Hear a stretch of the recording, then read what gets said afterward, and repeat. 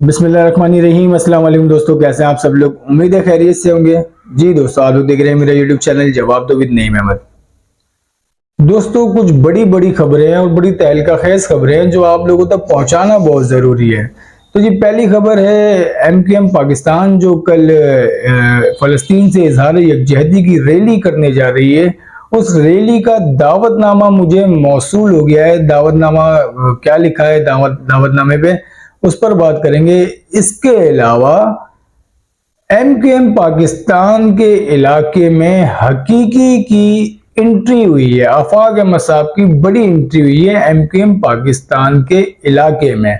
और जी इसके अलावा 20 नवंबर को सुबह सिंध की सियासत में एक धमाका होने वाला है। 20 या 21 नवंबर की डेट्स जो हैं वो सामने आई है और कहा यह जा रहा है कि सिंध की सियासत में समझ लें तूफान बर्पा होने वाला है।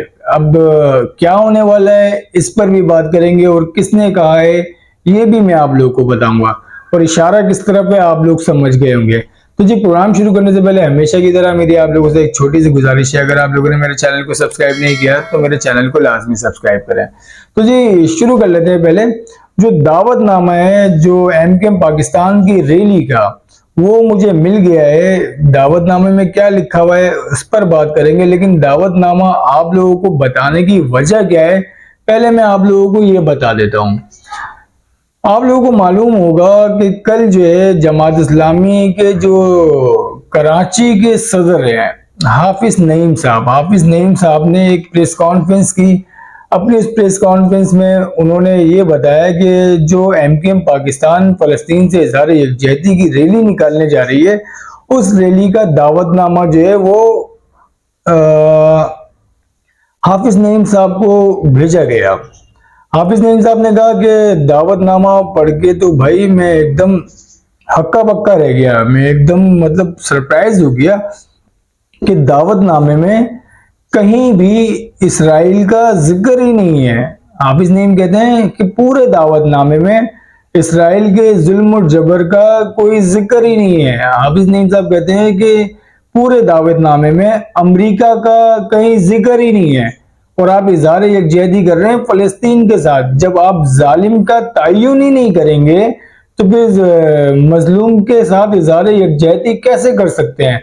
तो हाफिज नईम साहब ने कहा कि मैंने जो है उनको कह दिया है कि आप अपने दावतनामे में चेंजिंग करें, ये वगैरह जो नाम है ये सब नाम डालें, इसके बाद फिर हमारे पास आए। तो ये प्रेस कॉन्फ्रेंस देखने के बाद फिर मैंने सोचा यार कहीं से वो दावतनामा मिले तो सही। दावतनामा कहाँ होगा, कैसे मिलेगा दावतनामा, बड़ा ढूंढा क्या लिखा हुआ है दावतनामे पे।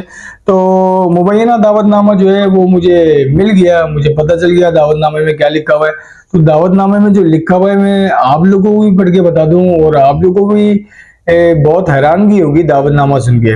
दावतनामे में लिखा हुआ है जी, एक हो मुस्लिम हरम की पासबानी के लिए फलस्तीन यकजहती रैली।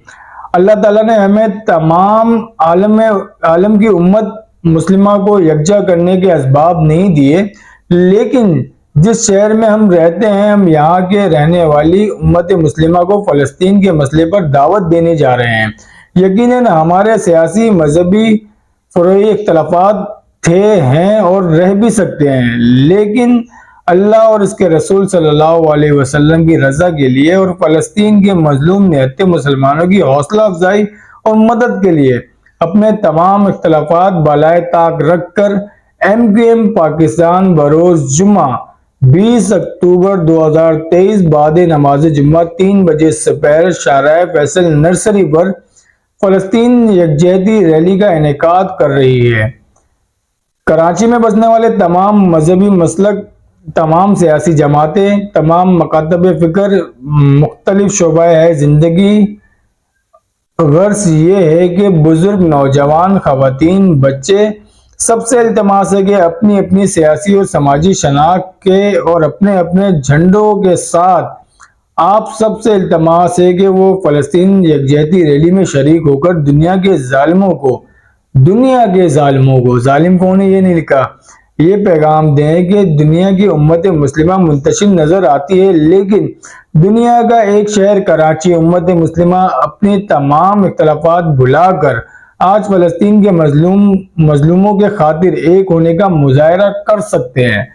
तो ये दावतनामा है और इस दावतनामे में ये कुछ लिखा है और बिल्कुल सही कहा हाफिज नईम साहब ने कि इसमें तो कहीं भी जो है ना वो जालिम कौन है, जुल्म कौन कर रहा है, जबर कौन कर रहा है उसका तयन नहीं है, सिर्फ जालिम लिखा हुआ है। जालिम जुल्म करने वाला कौन है उसका नाम कहीं नहीं लिखा हुआ। तो ये था जी दावतनामा जो कल की रैली के हवाले से मुख्तलिफ लोगों को भेजा गया है। तो अब देखते हैं दावतनामे में कोई चेंजिंग हाफिज नईम के कहने पे की जाती है या वही पुराना दावतनामा रखा जाता है। और कल की रैली के हवाले से एमकेएम पाकिस्तान बहुत ज्यादा एक्टिव है। एमकेएम पाकिस्तान सिर्फ हाफिज नईम से ही नहीं मिली, सिर्फ हाफिज नईम को ही दावत नहीं दी है। एमकेएम पाकिस्तान ने महाजिर कौमी मूवमेंट के चेयरमैन आफाक अहमद साहब को भी कल फोन किया, अमीन अलग साहब ने, उनको भी रैली में शिरकत की दावत दी है। इसके अलावा कराची में जितनी भी सियासी जमातें, मजहबी जमातें, जितने भी फिरकाओं की जमातें, सबसे जाके एमकेएम पाकिस्तान ने मुलाकातें की हैं और उनको दावतनामे दिए, शायद यही वाला दावतनामा दिया होगा। तो अब देखते हैं कल रैली कैसी होती है, रैली में कितने लोग शरीक होते हैं, तो वो कल पता चल जाएगा। कल दोपहर 3 बजे रैली है। तो जी अब अगली खबर पे आते हैं। जैसे कि मैंने आप लोग को बताया कि हकीकी कहना अब शायद मुनासिब नहीं होगा, महाजिर कौमी मूवमेंट की बड़ी एंट्री हुई है एमकेएम पाकिस्तान के इलाके में। जी हाँ, जैसे कि आप लोगों ने काफी जब 92 के दौर में हम सुनते थे ना, 92, 93, 94 में कि यार हकीकी की एंट्री हो गई, तो एक वो खबर होती थी यार हकीकी की एंट्री हो गई, तो हालात खराब होने शुरू हो जाते थे। तो इस तरह इस दफा वैसी एंट्री नहीं है जैसी माजी में कभी हुआ करती थी। इस दफा एंट्री ऐसी है जी, आफाक अहमद साहब जो है वो एमकेएम पाकिस्तान के इलाकों का दौरा कर रहे हैं और वहां जा रहे हैं, वहां लोगों से घुल मिल रहे हैं, वहां के बड़े मतलब माहौल को देख रहे हैं। वो उन सबका ये मकसद है, मकसद ये है कि आफाक अहमद साहब जो है उन्होंने कराची और हैदराबाद की तमाम सीटों पे अपने कैंडिडेट खड़ा करने का ऐलान किया है। तो कल जो है आफाक अहमद साहब गुलिस्तानी जोर के मुख्तलिफ गुलशन इकबाल के मुख्तलिफ इलाकों का उन्होंने दौरा किया और वहां पे लोगों के साथ घुले मिले और उनकी ये एंट्री जो है एमकेएम पाकिस्तान के इलाकों पे बहुत बड़ा एक सरप्राइज है एमकेएम पाकिस्तान के लिए। और एमकेएम पाकिस्तान को इलेक्शन में आफाक अहमद साहब बहुत ज्यादा टफ टाइम भी दे सकते हैं और आफाक अहमद की भी पूरी कोशिश ये है कि वो टफ टाइम दे एमकेएम को और ज्यादा से ज्यादा सीटें कराची से भी निकालें, हैदराबाद से भी निकालें, जिसके लिए आफाक अहमद साहब जो है वो बहुत ज्यादा हिकमत अमलियां भी बना रहे हैं। और आफाक अहमद साहब जो हिकमत अमलियां बना रहे हैं उनका सोच भी उनकी कहीं बहुत दूर तक भी जा रही है। तो देखते हैं जी आफाक अहमद अगला दौरा किन इलाकों का करता है। नाजमाबाद भी है, लालूगैत भी है, न्यू कराची, इन इलाकों का भी आफाक अहमद बहुत जल्द जो है वो दौरा करेंगे और आवाम के साथ बैठ के बातचीत भी करेंगे। तो जी अब कर लेते हैं अगली खबर पे बात। आप लोगों ने सुना होगा ट्विटर पे एक बहुत ही मशहूर और मारूफ एक अकाउंट है, अल मारूफ कोरंगी सेक्टर। जी हाँ, ये वही कोरंगी सेक्टर है जिसने एक रैली निकाली थी कोरंगी में। उस रैली के बाद फिर जो कुछ मामला तो उससे उस पर बात करना बात पुरानी हो गई। तो कोरंगी सेक्टर ने अपने ट्विटर अकाउंट से एक ट्वीट किया जिसमें वो लिखते हैं, ब्रेकिंग न्यूज, अगले महीने 20 या 21 नवंबर से पहले या इन तारीखों तक कराची, हैदराबाद, सक्कर, मीरपुर खास, सिंध के तमाम शहरी इलाकों के लिए एक बड़ी न्यूज आने वाली है। जराए ये एमकेएम का जो बानी एमकेएम अल्ताफ हुसैन साहब है, ये उनका एक सपोर्टर है, उनका एक चाहने वाला है, उनका एक कारकुन है, कोरंगी सेक्टर के नाम से ट्विटर पे काम करते हैं और ये बड़े मारूफ और मशहूर ये अकाउंट है और बड़ी इनकी एक्टिविटीज होती है, इनकी खबरें हैं बहुत ज्यादा, वो सच भी साबित होती है। तो उनकी तरफ से एक ट्वीट किया गया जिसमें उन्होंने कहा कि 20 या 21 नवंबर से पहले सिंध के शहरी इलाके जो है उनके लिए एक बड़ी खबर आने वाली है। उनके जराए ये बताते हैं। अब जराए क्या है, क्या कहानी है, इस पर बात करते हैं। परसों जो है वो एक बहुत बड़े, चले मैं ये बता देता हूँ, एक आर्मी के एक बहुत बड़े ऑफिसर के बेटे की शादी थी। आर्मी का एक बहुत बड़ा ऑफिसर है, उसके बेटे की परसों शादी थी।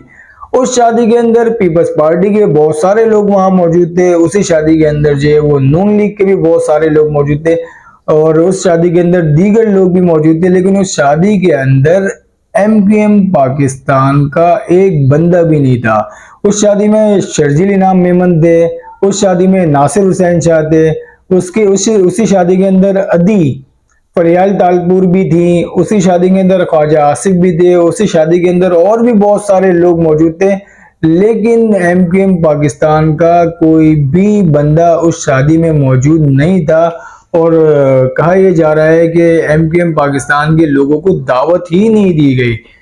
यहाँ तक के कहा यह जा रहा है कि गवर्नर सिंह साहब वो भी वहां मौजूद नहीं थे, और इसके अलावा ना खालिद मकबूल सिद्दीकी वहां थे, ना अमीनुल हक वहां थे, कोई भी बंदा वहां मौजूद नहीं था, फरूक नसीम भी वहां मौजूद नहीं थे।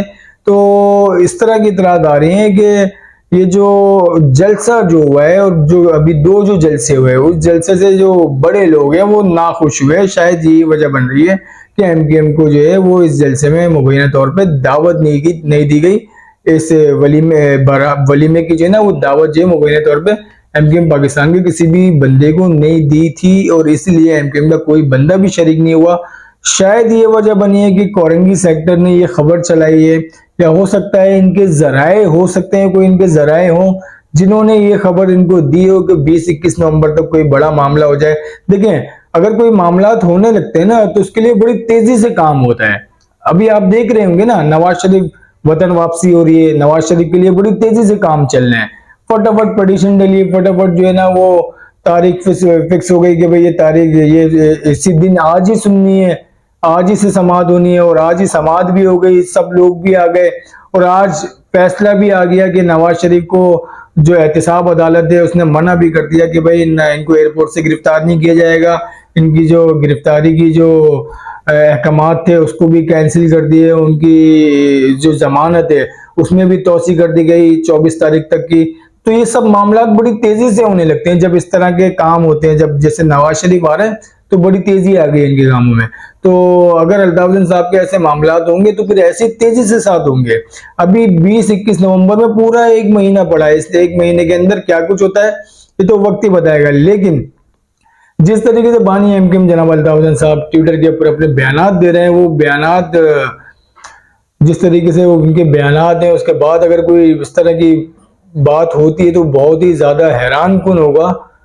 और इसीलिए मैंने अपने पहले भी एक व्लॉग में कहा था कि अगर बानी एमकेएम को अपनी जगह बनानी होगी तो उनको भी अपने लहजे में थोड़ी सी नरमी लानी होगी। देखें, उनकी जो चाहने वाली यहाँ पे अवाम है उनको सुनना चाहती है। आप अवाम का अपना चेहरा देखें, आप अवाम के जज्बात को देखें, आप अवाम के जज्बात को देखते हुए अपने बयानात दें। आपकी अवाम आपको सुनना चाहती है, आपकी अवाम आपकी सियासत को देखना चाहती है। अगर आपने अपनी सियासत को बहाल कराना है तो आपको फिर कुछ अपने लहजे में थोड़ी सी जो है वो नरमी लानी पड़ेगी। तो जी ये मेरा ओपिनियन है, एक मैं छोटा सा आदमी हूँ, ये बात कर रहा हूँ। आप लोगों को मेरा ये व्लॉग कैसा लगा अपना फीडबैक लाजमी दिए। अगर किसी को मेरी बात बुरी लगी तो मैं माजरत चाहता हूँ।